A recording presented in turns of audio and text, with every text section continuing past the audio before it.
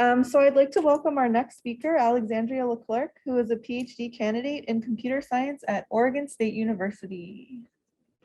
Hi, thank you for having me and hosting me with these other great talks here at Brown. I am here on part of our Civil Liberties Tech Lab at Oregon State University.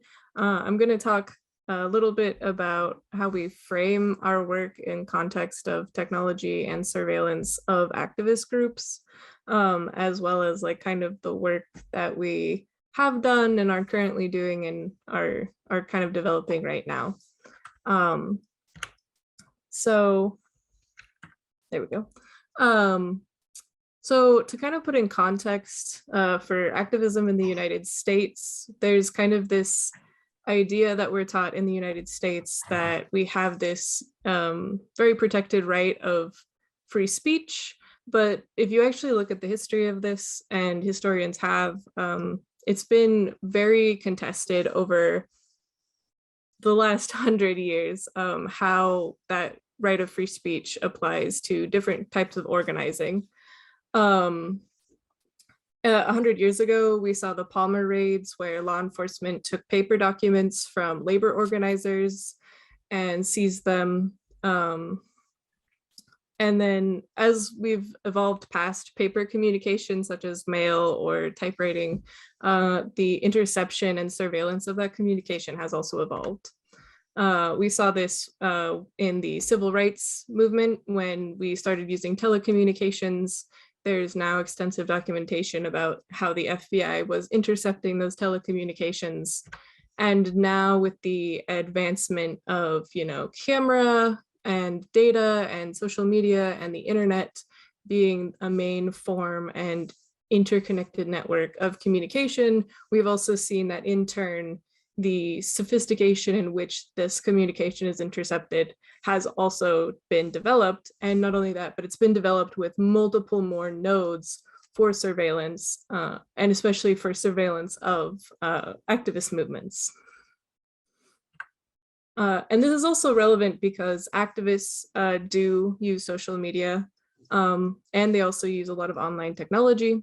So they adopt online communication like social media is very important in the conversations we've had with the activist groups we've talked with. It's important for public outreach. It's important for circulating information, such as like events or even just like safety information.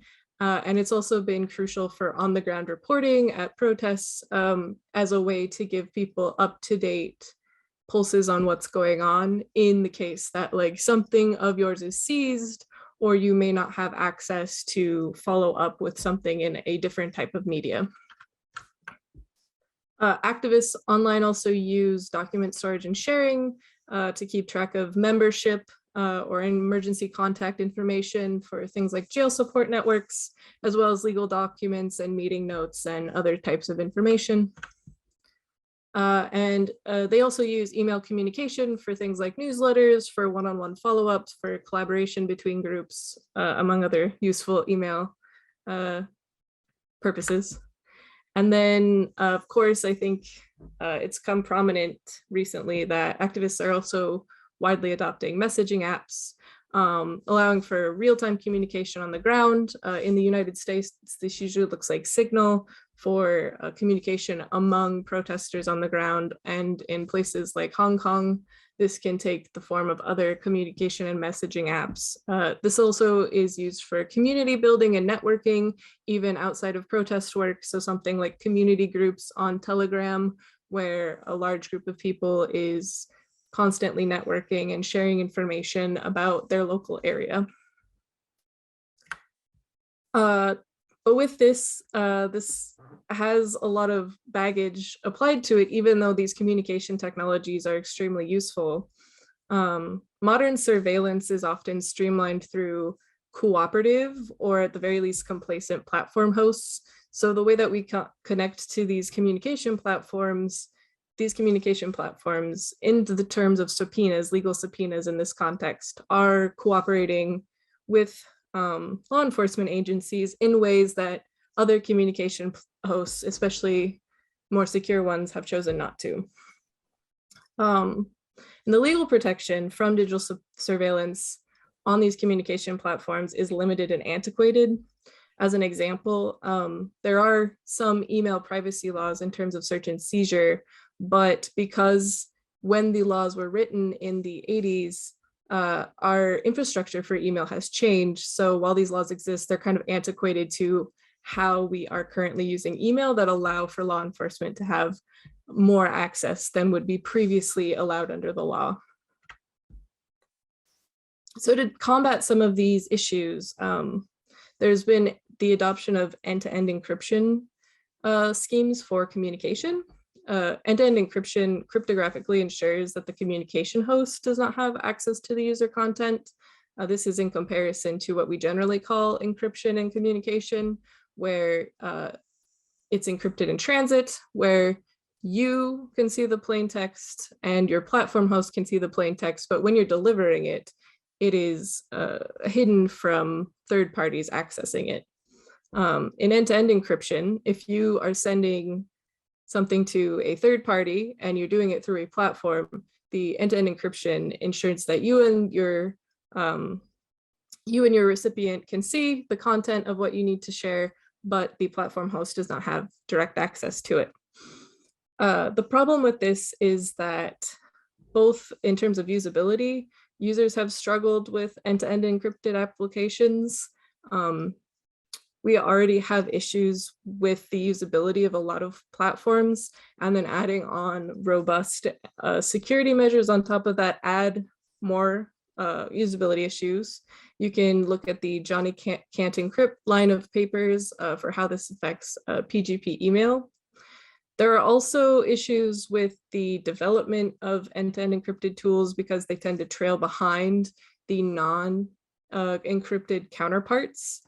This is generally because a lot of these tools are open source, they have a lack of resources, and that without the ability to scrape the information of your users, if you're providing a service for free, that kind of eliminates a business model in which you can fund your resources like your servers and that kind of thing. And additionally, a lot of these platforms also are including very complicated security infrastructure that is extensively being built upon and researched, and we're still very much developing to be in its early forms. So privacy in online communication is an open problem. We can see this with things like the EARN Act. It's being proposed that we would allow open scanning of all communications online. This is a constant thing that is being challenged. Current research focuses on the views and the practices and threat models of the general population or the average user. In these research papers, though, a lot of the times the general user's privacy efforts are framed as a matter of principle rather than a necessary protection measure. So while we're researching how the general user or the average user might want to have privacy and can they achieve that ideologically, they don't often have a threat model that would result in direct consequences if they were unable to achieve privacy. So because of this, in our work, we've been looking at activists because activists are users with an immediate need for private communication who must use the available tools and work around usability issues. They have an immediate need because if you are engaging in activism and your communication is intercepted, that could result in legal or other consequences for you as a person. Additionally, because we're looking at activists, they're not only unique in their need for privacy and security, but they also, by the nature of dissenting against oppressive power structures, are usually members of populations that are already marginalized by technology. So we know that people are marginalized in general by technology through racial bias encoded in our systems, as well as racial bias in physical surveillance systems, such as face scanning and camera systems.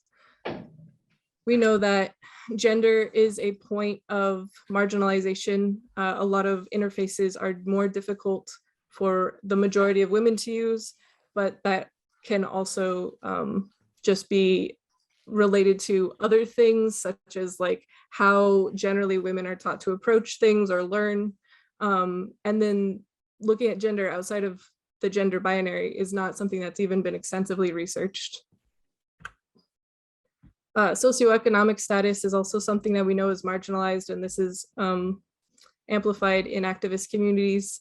You know, if you want to use the best and most secure technology, you are going to be encouraged to have up-to-date and newer technology, and that costs money. And that also means access to acquiring that kind of technology, which is not available for everyone. As well as physical ability. So we know that systems are not made for people that are not completely able-bodied or who are maybe intermittently disabled. And of course, there's more ways that we discriminate against people and we marginalize people on the basis of their identity. And then of course, you can have an intersectional identity, which means you will face one of these many problems. And if any of these identities come across technology, they're already being marginalized by the system in which the technology is developed.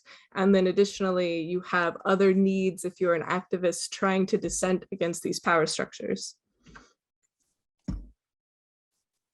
Additionally, activists have unique needs and unique effects when they try to use secure communication. Technology use is subject to the network effect, which is basically saying you can have a communication technology, but it's only as useful as the number of people who are using it. If a communication technology is the most usable and the most secure, but you can't convince anybody to be on the other end of the line, then it's not necessarily helpful as a communication technology. And then additionally, some of this is heightened by security culture. You know, you may want to avoid some of these network effect issues by ensuring that you know who's on the other end of the line, and the network effect can make that difficult if you have somebody who may be trying to intercept communication. Additionally, you can have restricted access to the new technology or the safest technology to use for activism. Additionally, there's also social factors that have been observed, such as paranoia about who is using the technology and who your communication is at the other end of. And then there's also this idea that selective encryption of data is a useful tool. And so in this sense, you are picking and choosing what types of communication or what information you are encrypting rather than encrypting everything. And that can lead to failure in that you may encrypt some, or you may not encrypt something that you mean to encrypt. And it also may be that your threat model does not fully encompass every information source that you need to encrypt. So you may have your own blind spots if you're selectively encrypting your own data. So even though these are like open problems, there's steady improvements are being made. We've seen Signal has superseded a lot of the previous communication technologies, and while not perfect, it has made a lot of strides in its usability platform. Improvements are usually new tools that supersede previous ones, and this can be a problem because these new tools are being newly developed, and they're usually being developed with new people on the development team. And this means there's a lack of documentation. There's also the problem of migrating constantly to new technology and new platforms. So people can get left behind. People may not have the ability or may not have the time or may not even be connected in the network to understand that there's a migration to a new platform. Support can be shaky in a IT sense. And then there's also a lack of expert consensus in general on which technologies to use and what kind of threat model to be assessing when we're looking at these technologies. So at our Civil Liberties Technology Lab at Oregon State, under Dr. Glencora Borodale, we collaborate in interdisciplinary research with the colleges of political science. And recently we've been looking at or working with people in the College of Psychology. We kind of examine social justice issues in technology, including racial bias and surveillance. We also work on developing information and education materials for privacy enhancing technologies.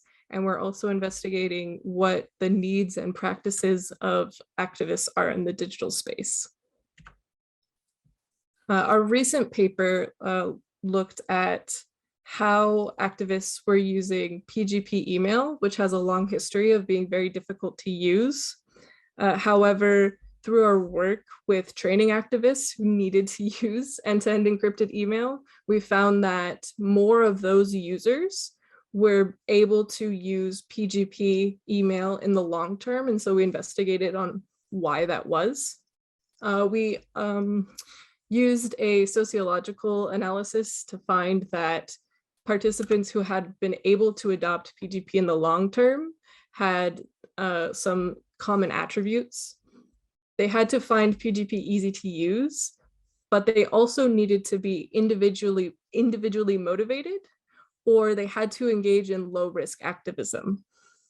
Additionally, we found that those who did not adopt PGP in the long term found PGP difficult to use and either already belonged to a community using other secure communication or engaged in high risk activism. They could also be not individually motivated and also engaged in high risk activism. Now, the consequence of this is actually very interesting because what we found is in our sample was that higher risk groups were less likely to use end-to-end encrypted communication. And while that would go against a common hope of the security community, that you would have a higher risk level, and then you would make a threat analysis and adapt to that using higher secure technologies, we were finding the opposite. So when we think about this, there's actually some interesting conclusions that might lead to a logical path to this outcome. So these users might just be less risk averse in general. If you're engaging in very high risk activism, there might just be a threshold that you're willing to take on for risk. It also could be that higher risk users are so risk averse that they avoid using any technology altogether and prefer to use face-to-face communication. We still need to look at more groups, and we're currently doing that work to figure out how this risk relates to other groups. We need to delve more in depth into like the specific role of risk in the use or the opting out of using technology. The current work, that's kind of my my main project right now, is a qualitative interview project. We're looking at how activists use technology for organizing. We're looking at how they use technology in terms of what technology that they use. Like, do they use encrypted platforms or do they not use encrypted platforms? Do they opt out of using technology altogether? We're investigating the kind of technical support that they need and who they go to for that technical support. And in many cases so far, it seems to be that they are making community connections with people, not necessarily official groups or official like IT support businesses, but just local community members who provide them technical support. We're also looking at how different types of groups use technology and approach security and encryption. This can differ depending if the group is like very state sanctioned and well established versus if the group is very grassroots. How they approach security and how they approach communication differs quite a bit. And additionally, because the start of this project was around the beginning of the pandemic, we've also experienced and talked to a lot of activists about adapting to the COVID-19 pandemic when you're not able to opt out of technology and your communication has to move online. How do activists in a very high risk situation deal with that? Our future work and like projects that are kind of being designed and developed right now are how activists are organizing on social media. We have some open questions about that of what are the conscious decisions that are being made? Is there a security or threat model that's being aligned with that? Or is it these organizations that are on social media are doing so because that's what they have access to, and that's what their community members know how to use and where their community members are.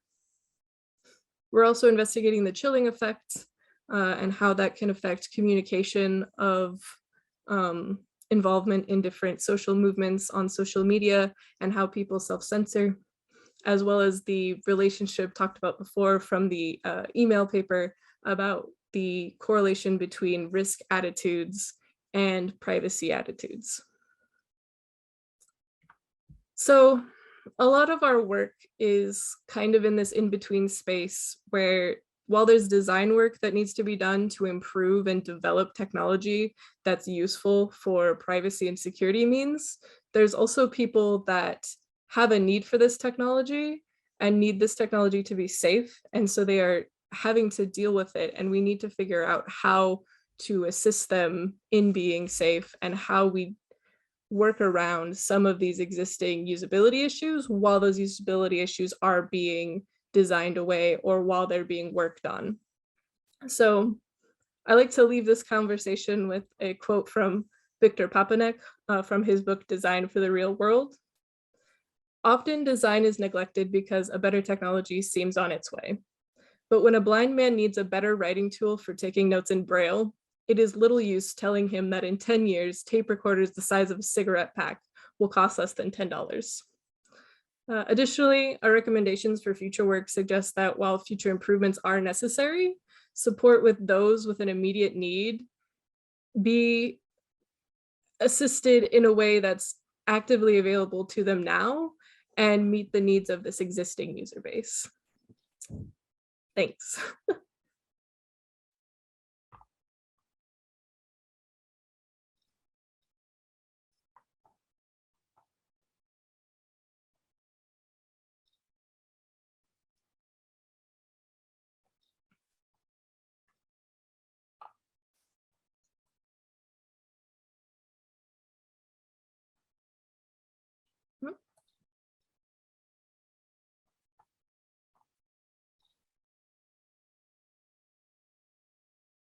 And if there's any questions, I can take those at any time. I don't know if there's.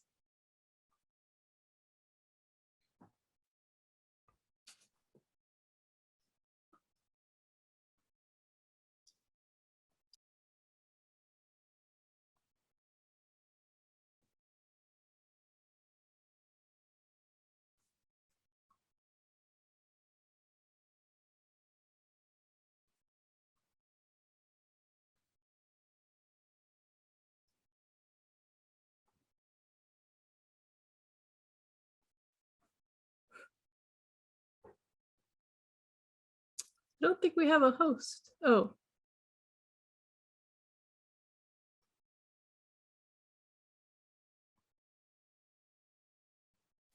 Here we go. I'm so sorry. I've been talking. No, you're fine. We're having a little technical difficulty here. No sorry. problem. Thank you so much, Alex.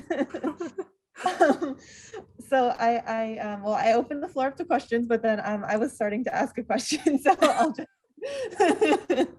I hope it's okay if I go ahead with that. Okay, I have to go back all the way to the beginning. So you mentioned that you're doing interdisciplinary work that has you focus on practices like simultaneously you're studying bias and surveillance. You're also working to create educational tools. And then you're also developing, like designing kind of around the needs and practices of activists. So all of these things are kind of happening, I guess, like simultaneously. And I was wondering how you balance like day to day when you're doing your work, like what is the balance between studying, living, practicing, and like trying to produce that into some kind of, like, where do you draw the line at, okay, we're going to put this out there when it seems like such an ongoing process that's intersecting so many different things? Yeah, I wish I had a good answer for that. I'm still trying to figure that out.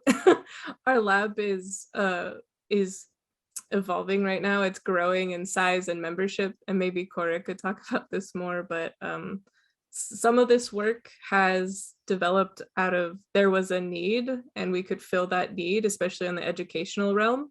So we started filling that need, but then we were researchers and we were interested in how we were doing and if what we were doing was effective. Even though we knew it was technologically sound, we wondered, is it sociologically sound? So this has all kind of developed somewhat organically. And in terms of like learning from sociology, we're at a college with a sociology department. So when we're doing interdisciplinary work, we give them the floor and we trust their expertise. And that also means on part of us that we trust them and we give them the room to do that. And we also allow them to influence our research in a way that's kind of counter to the research culture of computer science in some ways. In terms of like the length of a project can take a lot longer when you're working from a sociological lens, as well as, you know, the need for literature and the need to give back is also something that we're constantly learning from our colleagues. But I think that one thing with that, and correct me if this doesn't answer your question, is that we've found these colleagues and we've respected them in their expertise and in their fields, and they were willing and excited to work with us when we gave them that space to do so. Yeah, that's really cool. That sounds like kind of an awesome space to be a part of. Do you guys meet regularly with your team? Like what kind of schedule do you work with them in an office, like on a day-to-day basis, or is it more like weekly, monthly meetings? We're not, we're very remote right now still over here. Right. But we're still like, I have a collaborator, Kelsey Kretschmer. She's worked with us on the PGP paper. She's working with us on this current project that I'm kind of at the helm of. And I talk with her constantly. I meet with her constantly. She's a great resource. And she's really driven the interview side of things. She's driven like a lot of the qualitative work that we've done. I think that's, yeah, I throughout your talk, I was kind of thinking about what Sucheta was saying about like grassroots and bringing that perspective into the work that we do. And so I think developing that kind of relationship with your collaborators in other departments seems like a really foundational part of the work you're doing. So thanks for talking more about that. I appreciate it. Yeah, and I guess just to also kind of bounce off that point is that a lot of the recruitment and a lot of the work we've done has relied on the trust networks we've developed in these activist organizations. And we've developed those trust networks by doing work that gives back to them and benefits them in some way. And I think that's something that's kind of not always emphasized in the computer science research realm. Yeah, thanks for highlighting that. Any other questions? You can use the hand raise function or just unmute yourself. Can we see the list of people? Okay. Oh, we have Matthew with the hand. Go ahead. Yeah, hi. This is actually kind of piggybacking off of the last thing that you said, but I was wondering if you could talk for just a minute about the ethics or if any ethical issues have come up with when it comes to the idea of using activists who are largely at risk or marginalized as research subjects. Yeah, so as far as there's ethical considerations we've taken. We haven't had anything that seems to be putting anyone in danger as of yet. But that being said, because we work with a sociologist who studies social movement groups, we've also taken precautions on making sure that our participants are safe. And so part of that is ensuring that we're not taking extensive identifiable information about them and even storing that. We give them control over the conversation and the information that they give us. We're also only interviewing, adults and that kind of thing. And the types of stuff that we're recording, again, we're giving them full control over when we're recording, when we're not recording, what we're recording. And I don't know if that answers your question or if that was even helpful. Yeah, I think so. It actually hadn't even occurred to me about the storage issue. But yeah, that's interesting. Yeah, as far as I mean, I think other ethical issues, it's a lot of, if they deem that there's ethical issues, then they can choose not to engage with us. And yeah, so I guess I'm not quite sure what in the scope of ethics you're curious about.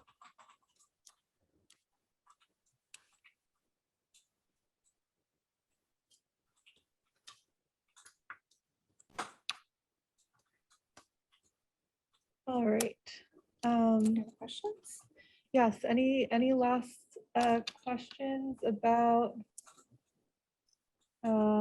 the talk, about, yeah, the ethical question is an interesting one, and I think the idea of consent in the process, like the data is a big piece of it, but also I know that I think Cora talked about the results of, like, what is publishing the result, or what information are you revealing about the practices of this organization through your research, and kind of like thinking about what consequences there are for that. And so having some kind of process, like, we don't really think about this in computer science so much, but having like an IRB or like some kind of process to like get your research, like people thinking about those questions and asking those questions kind of as a group can help a lot. Like, I know personally there were a lot of things I didn't think of, and then, you know, having people work together on that issue seems to be good. So yeah, that's an interesting question. Thanks, Matthew. Yeah, I think to that point also, that while IRBs are fundamental institutions into making sure that we're all doing everything ethically, that they don't always have a framework to understand the protection that's kind of needed for these kind of really high risk participants, or these like more vulnerable participants. So one thing that we've done is we have connections at a legal collective, the Civil Liberties Defense Center, and we've also defaulted to their opinion and also asked their input on, you know, if we are looking into this phenomenon and we publish this results, do you have any insight or any concerns about, you know, what kind of message that sends can be a big issue, especially when we talk about like vulnerable populations. Like, for instance, I'm always very careful talking about like demographics of the kinds of activists, because I think that there can be a misinterpretation of belonging to these groups, meaning that you are, you know, underdeveloped in some way rather than not being served appropriately, and that kind of thing. Yeah, what we work on and what we publish is kind of a constant conversation that we're having.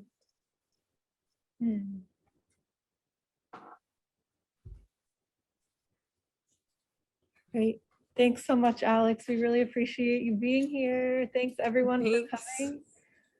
I hope to see everyone tomorrow. We're going to start at 10:30.